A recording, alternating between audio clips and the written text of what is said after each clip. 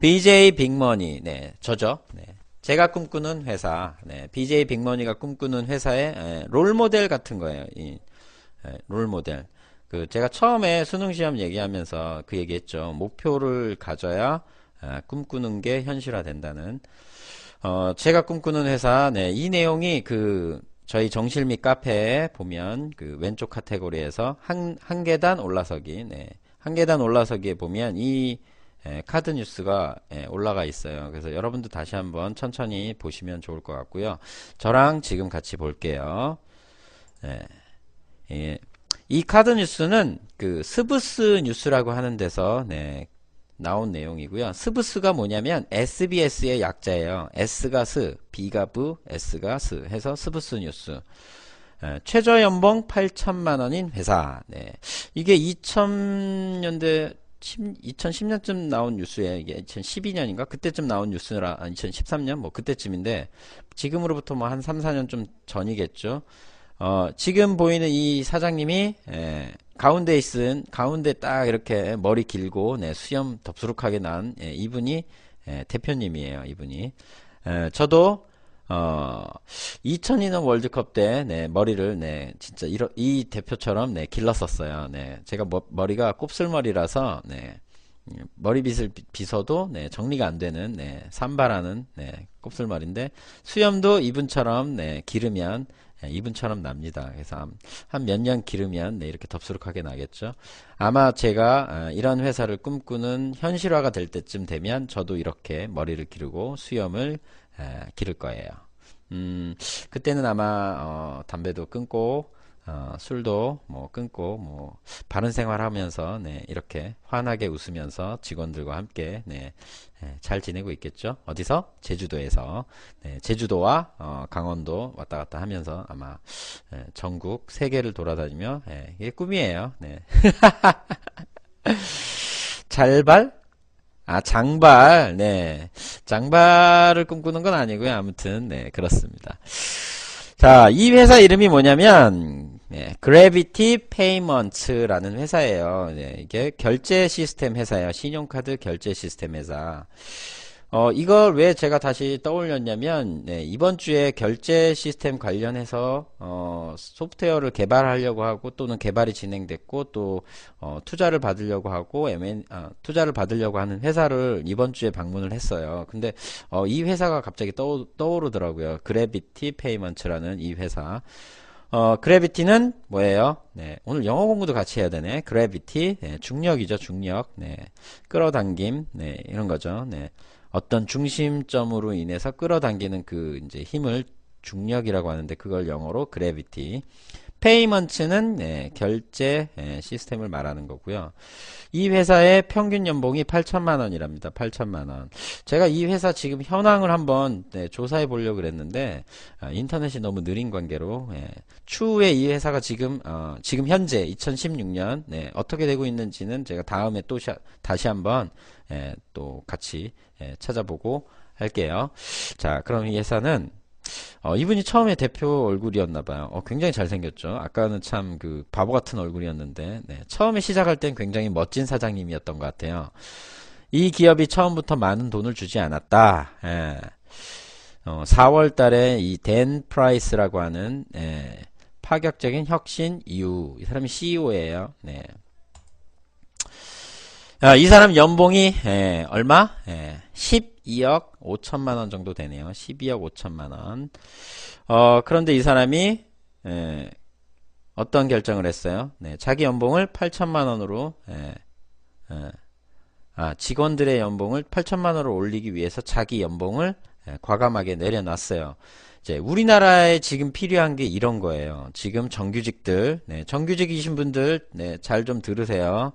정규직인 분들, 자기들은 비정규직이 절대 될 일이 없다고 생각하고 그렇게 생각해서 비정규직이 뭘 하든 말든 관심도 없고 그러는데 그게 아니라는 거죠. 자기가 비정규직이 안 돼도 본인들 가족들 중에 누군가는 비정규직으로 일을 하고 있을 거예요. 가진 사람들이 내려놔야 많은 사람들이 같이 함께 누릴 수 있는 사회가 되거든요. 제가 예전에 있던 SK증권의 협력업체로 있던 앵커스톡이라고 하는 회사가 있었는데, 거기 원래 원 회사는 소프트브릿지라고 하는 회사예요. 지금은 아마 사이트 검색하면 안 나올 거예요. 근데 여러분들이 SK증권 HTS라고 하는 홈 트레이딩 시스템이라고 하는 거를 보시면, 거기에 자동 분석해주는 한 파트에 앵커스톡 프로그램이 들어가 있어요. 그 사장님이 저를 처음에 29살 때 이제 면접을 봤을 때, 사람이 참 성실하고, 착해 보이고, 배신할 것 같지 않고, 그래서, 채용을 했으면 좋겠다 하고, 그 밑에 이사, 부장, 이런 임원들이 있었거든요. 그 임원들은, 제가 소프트웨어 프로그램이 초짜였기 때문에 경력이 뭐 6개월밖에 안 됐어요. 지금하고 별반 차이는 없었어요. 현 상황이. 그랬는데, 이사들은 되게 반대를 했죠. 왜냐면 이제 중소기업이 이제 완전히 경력도 아무것도 없는 초짜를 교육시켜서 추후 2년 후에 이제 전문가로 만들고 이렇게 교육시키고 한다는 게 힘들다고 하면서 이제 좀 반대했는데, 아무래도 이제 대표님이 어떤 이제 좀 권한상 지분도 많고 이제 하니까 이제 그 대표에 따라서 이제 제가 뽑혀서 그 회사에 다녔어요. 그 회사에 2달 정도 다녔어요. 2달 반 정도? 2달 반 정도 다니고, 잘렸어요. 네. 당연히 잘린 이유는, 실력이 없었죠. 네, 소프트웨어를, AS하고 이렇게 하는 거에 대한 실력이 없었기 때문에, 잘렸죠. 그때 그 대표님이 받은 연봉이 대략 한 20억 가까이 돼요. 그 대표님이 받는 연봉이 20억 가까이 되고, 이사님도 한 10억 가까이 되고 그랬어요. 그때 제가 받은 연봉이 세전 2,100만 원인가 그랬을 거예요, 아마. 그래서 월급으로 한 180 얼마를 받았어요. 물론 2달을 받았죠. 그러니까 그때 당시에도 그 금융업 쪽에 있는 연봉을 고액으로 받으시는 분들이 상당히 많았는데, 그 사람들이 생각하는 것들은 좀 제가 생각했었던 거하고는 너무 달랐어요. 그래서 적응도 되게 힘들었어요. 특히나 저는 또 성격이 되게 뾰족뾰족한 O형이거든요. 그래서 원래 O형들은 성격이 둥글둥글해서 많은 사람들과 잘 지내는데, 저는 좀 뾰족뾰족한 O형이다 보니까 저를 만나면 이제 찔리시는 거죠. 사람들이 이렇게.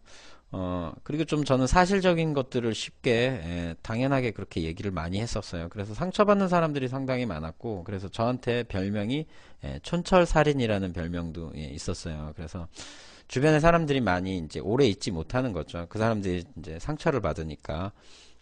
지금 와서 이제 조금 느껴요. 아, 그게 상처였구나. 그게 내가 잘못한 거였구나. 이제, 사죄의 시간을, 네.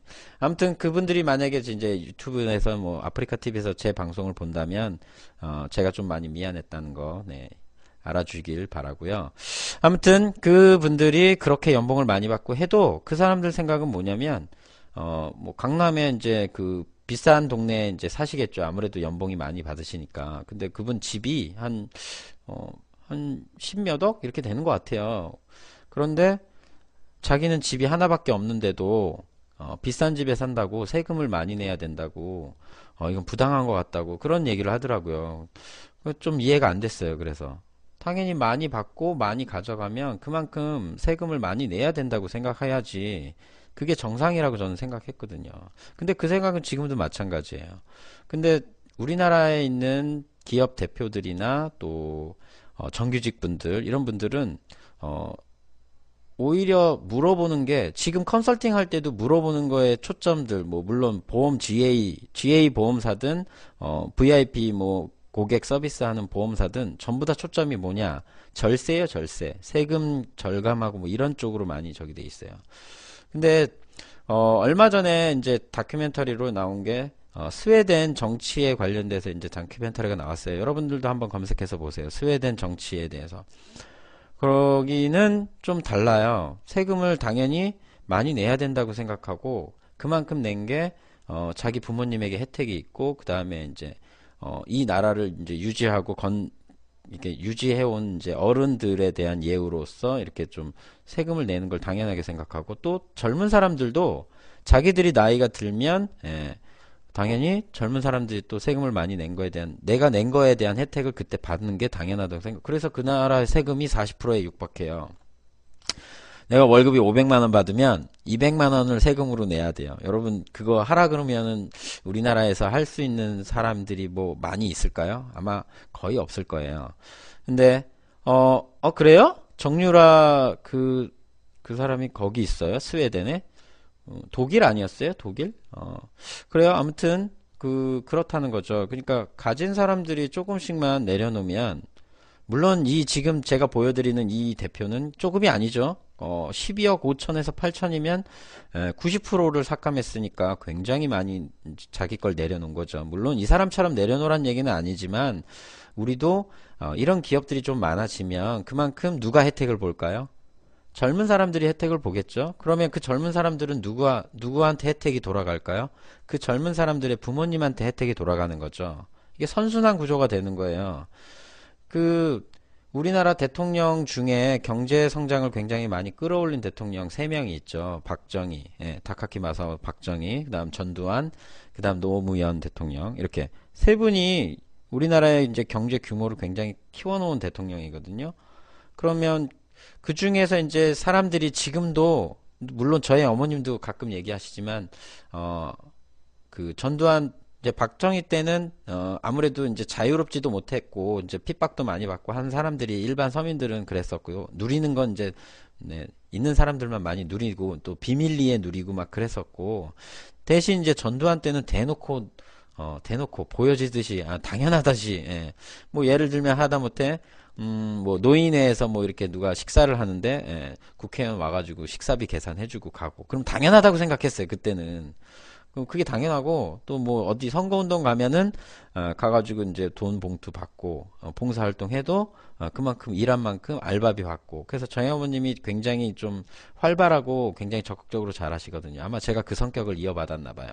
그래서 많이 선거운동, 하나 웃기는 거는, 같은 지역에 있는데, 1번 후보랑 2번 후보 이렇게 해서, 이제 아무래도 이제 당선 유력한 후보가 1번, 2번이 나오잖아요. 옛날엔 그랬잖아요. 그러면, 저희 어머님이 1번 후보에 가가지고도 선거운동에서 알바비를 받고, 다음 날은 2번, 2번 후보 있는데 가서 선거운동 캠프에 가서 운동하고, 일하시고, 알바비 받고, 네. 그랬었대요. 그래서, 산 증인이죠. 그때 당시에 산 증인 역사. 저희 어머님이 그래서 그런 쪽에 이제 활동을 하셔서 아마 저도 좀 그런 성향을 좀 갖지 않았나.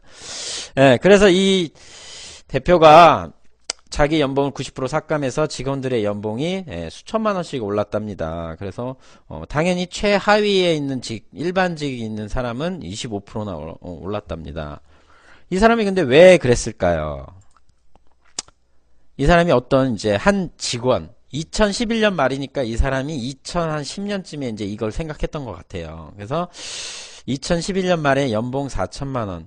2011년에 연봉 4천만 원도 그닥 그렇게 작은 건 아니죠. 그죠? 근데 이제 환율상 보면 아무래도 조금, 미국에서는 조금 그렇게 많은 편은 아니었나 봐요. 이 직원이 무슨 고민이 있나요? 이렇게 물어봤더니 당신은 나를 착취하고 있어요. 이렇게 대답을 했어요. 당신 임금은, 그래서 이제 이 대표가 얘기한 거죠. 아니 내가 너 월급 주는 건 다른 사람들도 다 그렇게 월급을 주고 있으니까 나는 그렇게 주고 있는 거야. 어 근데 네가 만약에 더 받을 수 있는 뭐 어떤 근거 사항이 있으면 나한테 얘기해 줘봐. 그럼 내가 월급을 올려줄게. 뭐 그렇게 얘기했겠죠 이 대표가. 이거 비슷한 얘기가 뭐가 있냐면, 우리나라의 그 두산그룹의 그 맥북하고 막 그렇게 컴퓨터 쓰고 해서 다큐멘터리에 나왔던 그 사장이 있었는데, 그 두산그룹이 언제부턴가 그 사람이 뭐 청년들 나와가지고 뭐 사람이 뭐 재산이다, 뭐 회사에는 젊은이들이 있어야 돼, 뭐 그런 광고 나온 적 있었잖아요. 지금은 그 광고가 싹 대부분 사라졌을걸요. 두산그룹 회장도 뭐 하나 법적으로 문제돼가지고, 그죠? 그 뭐 있죠. 아무튼, 그 박중만 회장인가? 그 사람이 아마 그 사람이 그 경제인 연합회 그 정경련 회장도 아마 했고, 예, 그 사람이 그 다큐멘터리에서 이제 신입사원 회식회를 하는 데를 가가지고, 같이 회식하고 회식비 계산해주고, 뭐 이렇게 이미지를 좀 만들어 놓은 건지 아니면 진짜로 그런 생각이 있는 건지 모르겠는데, 아무튼 그랬던 적이 있는 것처럼 이 대표도 아마, 그 대표처럼 이렇게 접근을 한 것 같아요. 신입사원들에 대한 애로사항. 예. 어차피 그 사람은 금수저였기 때문에, 뭐 그럴 필요도 없었지만, 그랬더니 이 직원이 이렇게, 하고 얘기를 하는데 자료는 중요하지 않아요. 성과가 좋은 당신은 CEO로 인정받겠죠. 자, 이 대표가 일을 잘하든 말든 너는 어차피 연봉 12억 5천을 받는다. 그럼 네가 12억 5천 받을 거에 대한 근거사항을 한번 얘기해봐 라고는 못하고 당신이 요구한 자료는 그건 중요한 게 아니다.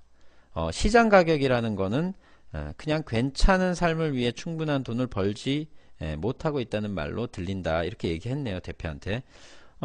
그렇죠. 아무래도 신입사원으로서 이제 좀 잘 나가는 직종, 예를 들면 뭐 금융, 통신, 자동차, 뭐 우리나라에서 좀 잘 나가는 직종에 있는 연봉은 있으면 받으면 여유가 있죠. 네. 신입사원 되자마자 새 차 한 대 딱 뽑고 회사 근처에 있는 괜찮은 원룸 하나 딱 얻고 그렇게 할 수 있죠. 근데 그 이외에 나머지 중소기업에 다니시는 분들 또 비정규직 이런 분들은 괜찮은 삶이 아니지. 그냥 마이너스지. 늘 마이너스. 네. 아무튼 이 대표가 한테 이제 이 직원이 이렇게 얘기를 했네요. 그랬더니 이 대표가 뉴스에 나왔네요. 이렇게 월급을 다 깎고 너도 똑같이 월급을 적게 받으니까 이제 이 이슈화가 됐나 봐요. 그래서 이게 CNBC, MBC 방송에서 자본주의 원칙을 무너뜨렸다고 이렇게 막 뉴스에 나왔나 봐. 이분이 댄 프라이스. 이름에서부터 벌써 돈하고 연관된 뭔가를 할 사람이었네. 이거 개명했나? 댄 프라이스. 큰 파장을 이제 2011년 말에 이제 이야기를 듣고 2012년, 그쵸? 2012년에 이 회사에서 이제 대폭 연봉, 정정을 했겠죠. 그랬더니 이제 기존에 있던, 기존에 있던 임원들이 있겠죠. 뭐 이사나 상무나 부장이나 뭐 이런 이제 상위 연봉을 받는 사람들이, 굉장히 반발을 많이 했겠죠. 그랬는데, 이 사람이 이제 6개월이 지나고 회사를 돌아보니까, 매출과 순이익이 2배로 오르고 또 기존 고객들도 계속 이 서비스를 이용했다. 이제 물론 이제 자체 결과 내용이니까 외부적인 내용들은 객관적인 자료를 찾아봐야겠지만 거기다가 또 더해서 야후의 임원인 타미 크롤이라고 하는 이 여자분 여성 좀 임원이 야후에서 받는 연봉 20%를 깎고 2012년 한 중반쯤에 이 그래비티 페이먼츠라는 회사로 영입이 됐나 봅니다.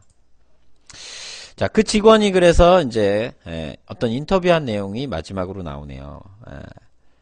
연봉이 오르니까 당연히 이 젊은 친구는 부모님을 부양할 수 있게 되고 또 뭐예요? 독립적으로 집을 또 얻을 수도 있고 또 결혼도 할 수 있고 아이도 키울 수 있는 여유 자금이 생기는 거죠. 이런 부분이 이제 해결이 되니까 되는 것 같아요. 그래서 미국과 우리나라에서의 이제 어떤 연봉 격차에 대한 내용을 이제 그 미국 노동계 조사를 하는 데서 이제 미국의 CEO와 평직원의 연봉 격차를 봤는데 50년 전에는 20배밖에 안 됐대요. 근데 현재가 2012년을 말하는 게 지금으로부터 4년 전 300배의 차이가 된답니다. 지금 우리나라는 정규직과 비정규직 연봉 격차가 2.5배 정도 됩니다. 지금 지금 2.5배. 예를 들어 정규직이 400만원 월급을 받고 있으면 비정규직은 2.5배니까 나누기 계산 안 된다. 뭐 한 100 얼마 이렇게 되는 거죠.